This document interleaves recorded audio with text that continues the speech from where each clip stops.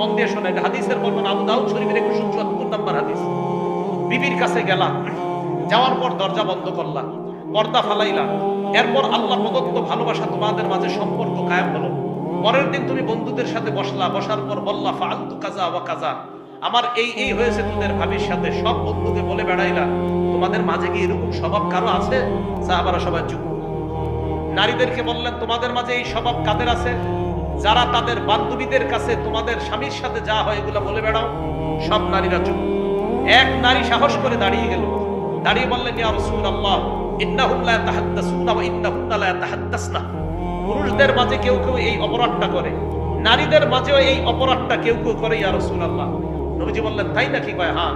নবীজি বললেন যেই পুরুষ এই অপরাধ করে আর যেই নারী এই অপরাধটা করে, তাদের দৃষ্টান্ত একজন শয়তান পুরুষ আর একজন শয়তান নারী রাস্তায় অপকর্মে মিলিত হইল, আর তোমার বন্ধুরা তোমাকে তাকায়া তাকায়া দেখতেছে।